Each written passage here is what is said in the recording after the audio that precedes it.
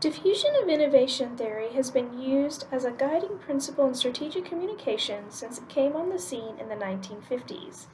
The theory of innovation is defined as the process by which innovation, or something new, is communicated through channels over time and among members of a specific social system.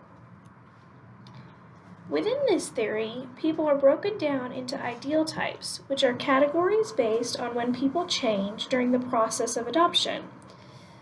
Someone is placed within one of these 5 ideal types based on their level of innovativeness or openness to change. The overarching question I'm trying to solve for is whether or not external influences can impact someone's placement in the ideal types. And once placed in an ideal type, can someone move based on personal development? My research questions are specifically, how does complex training affect someone's placement within the ideal types? And does placement in the ideal types change over time with someone's personal development? Hall et al. Identifies strategic communications as integrated and intentional communication used by an organization to advance its mission.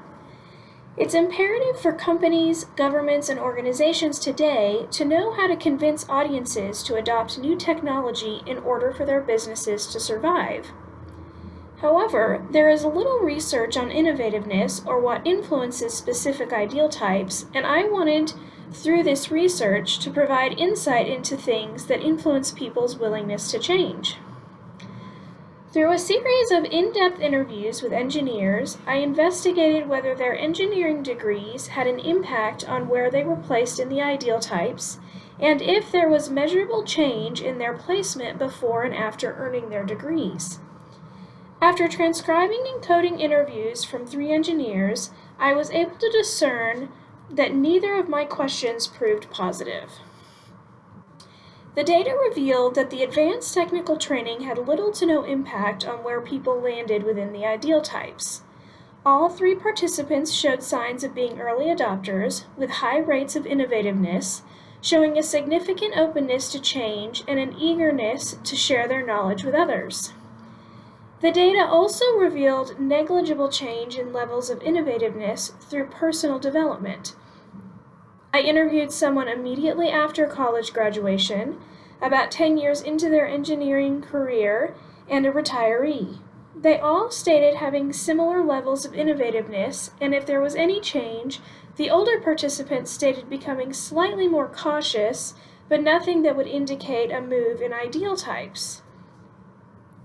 Due to these results, I would recommend companies take 3 measurable steps when speaking to individuals with high rates of innovativeness.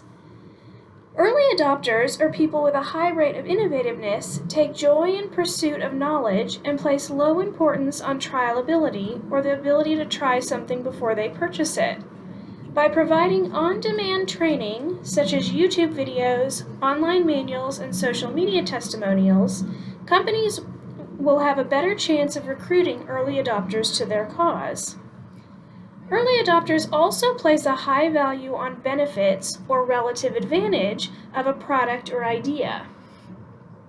When communicating with early adopters, it's important to focus on the benefits of what you're offering. The complexity of an idea and even the integration complexity can be overcome if you convince an early adopter that the benefits are worth it. Finally, early adopters are eager to share what they learn for the benefit of others. Provide avenues for them to be your advocate, such as online forums or social media groups, where they can answer questions from other consumers. In closing, through in-depth interviews and textual analysis, this researcher was able to discern that ideal types are not influenced through advanced technical training, and while further research is needed, this researcher was not able to discern that ideal types changed based on personal development.